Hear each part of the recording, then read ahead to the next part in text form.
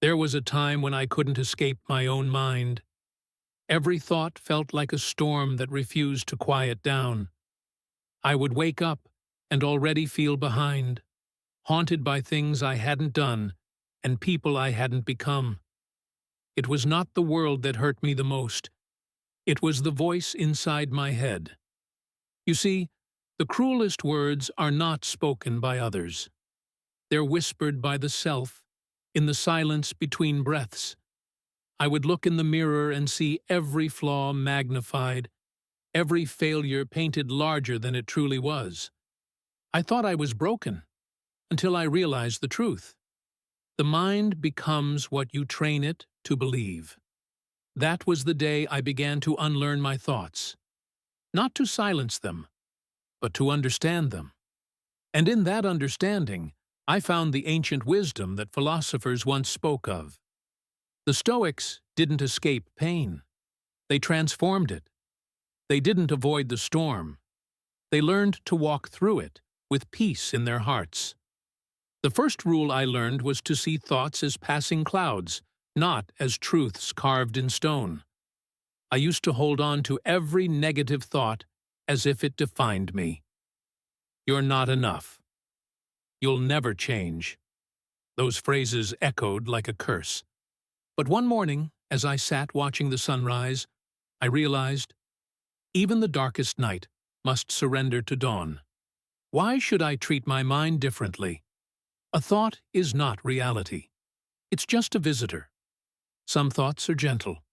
Some are cruel. But all of them are temporary. When I learned to step back and simply watch them, like waves crashing against the shore, I discovered something extraordinary. The storm only had power when I fought it. The Stoics called this the discipline of perception. It means understanding that we cannot control what appears in the mind, but we can choose what stays. So I began to let go. Whenever a negative thought appeared, I whispered to myself, "This too shall pass." And slowly, my mind began to heal. Not because life became easier, but because I no longer believed every voice in my head. The second rule was more difficult. It was to speak to myself as I would to someone I love. For years, I spoke to myself with contempt. If someone else had spoken those same words to me, I would have called them cruel. But when it came from my own mind, I accepted it as truth. The Stoics taught that virtue begins with self-respect. You cannot command your mind like a tyrant and expect peace. You must teach it like a friend. So I began replacing judgment with understanding. Instead of saying, "You failed," I said, "You tried." Instead of saying, "You're weak," I said, "You're learning." It felt strange at first, almost dishonest. But the truth is, we've been dishonest in the opposite direction for too long. We've spent years exaggerating our flaws and minimizing our strength. So maybe, for once, the mind deserves a gentle correction. I began to imagine myself sitting beside an old philosopher, perhaps Epictetus, who, with quiet eyes, reminded me, "You suffer not from things, but from the opinions you hold about them." When I heard that, I realized my greatest prison was not the world, but the words I told myself every day. The third rule followed naturally: to remember that I am not my past thoughts, but the awareness observing them. This realization was like light breaking through a closed window.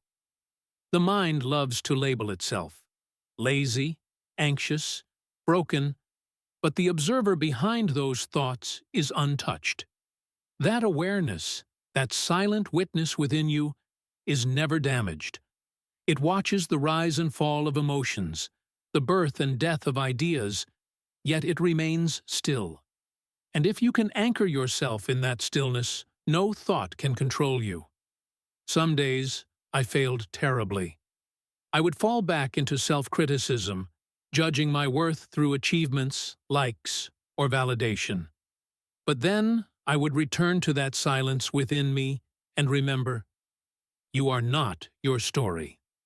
You are the space in which the story unfolds. That realization alone can change a life.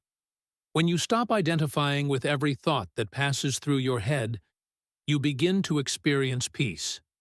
Not because life gets easier, but because you stop mistaking noise for truth. The fourth rule came to me during a night of stillness, a rule that changed the way I approached pain itself. It was this: to accept discomfort as a teacher, not an enemy. For most of my life, I resisted pain. I would bury it under distractions, run from it with busyness, and deny its existence through false positivity. But pain has a strange loyalty. It follows you wherever you go until you finally listen. The Stoics never promised a life without suffering. They promised mastery through it. They taught that adversity is not punishment, it's preparation. Seneca once said, "Fire tests gold, suffering tests brave men." And I began to understand that perhaps my mind was only trying to make me strong enough to carry the weight of my own becoming. So instead of asking, "Why is this happening to me?" I started asking, what is this trying to teach me? The answer wasn't always clear. Sometimes the lesson came in silence, sometimes in tears, but each moment of discomfort carried wisdom hidden beneath its pain. I realized that every negative emotion is like a signal, a quiet knock from the mind saying, something here needs your attention. Instead of rejecting it, I began to listen. And slowly, I stopped fighting my mind and started befriending it. It's strange how peace doesn't come from avoiding pain, it comes from understanding it. The fifth rule was a delicate one: to detach from the illusion of control. There's a quiet arrogance in thinking we can control everything.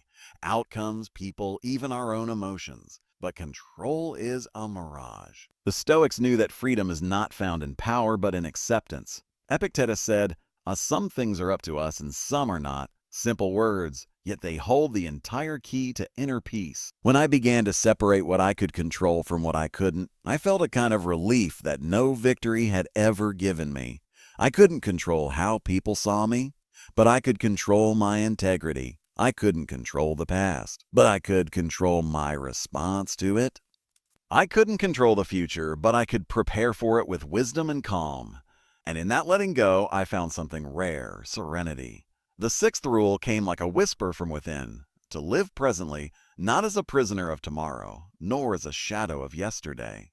The mind loves to wander, into the guilt of the past and the fear of the future. I used to live everywhere except the only place that truly exists, now. But the present moment is not small, it's infinite. Every breath, every heartbeat, every silence carries a universe of possibility. The Stoics often meditated on the impermanence of all things. They called it memento mori. Remember that you will die, not to bring fear, but clarity. Because when you remember that life is brief, you stop wasting it on thoughts that do not serve your soul. So I began to live with awareness, not rushing, not grasping, simply being. When my mind would drift into negativity, I would return to the present, feeling the texture of air, the rhythm of breath, the simplicity of existence. The truth is, you cannot hate yourself when you are fully present.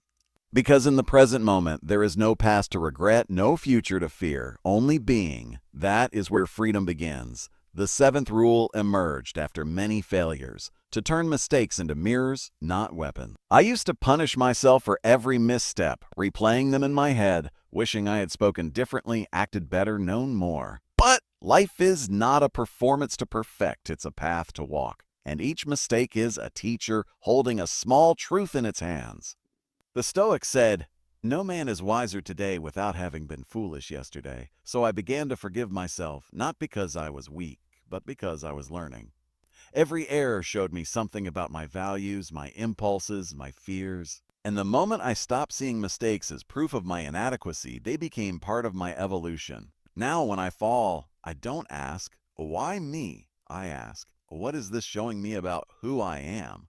That question turns guilt into growth. The mind can be cruel, but it can also be transformed. And the path begins with gentleness, not judgment. The eighth rule was born from silence. From one of those evenings when the world slows down and you can hear your own heartbeat echoing through the air, it was this: to replace complaint with gratitude. I had spent years rehearsing the art of complaint, quietly, constantly. Why me? Why not yet?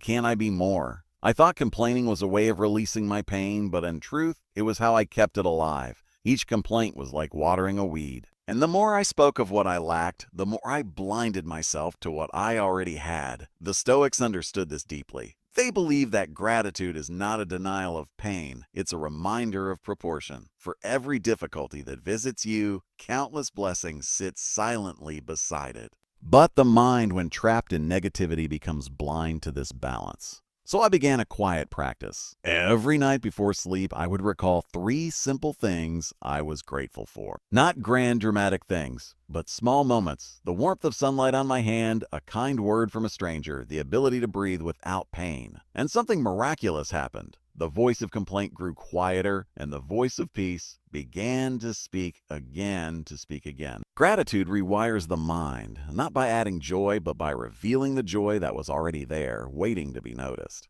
The 9th rule came when I realized how easily the mind mirrors its surroundings. It was to guard my environment like a temple. We often forget that the people, words, and media we consume shape the language of our thoughts. I had been feeding my mind noise, gossip, fear, distraction, and I wondered why it screamed so loudly. A Stoic once said, "Show me what you pay attention to, and I'll show you who you are." So I began choosing my surroundings deliberately. I limited conversations that revolved around blame and self-pity. I sought out silence instead of chaos, nature instead of screens. It wasn't about isolation. It was about nourishment. The mind is a garden. It grows what it is fed.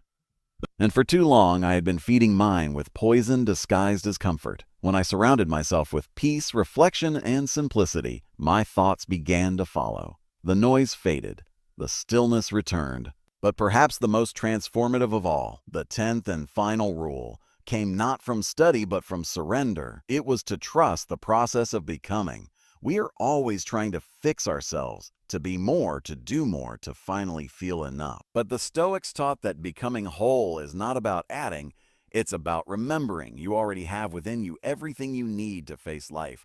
Courage, patience, wisdom. They are not gifts given by the world. They are seeds already planted in the soul. For years, I thought I was broken when in truth I was simply unfinished. The mind that once attacked me became my companion. The thoughts that once terrified me became my teachers. Now, when I wake, I no longer beg for peace. I practice it.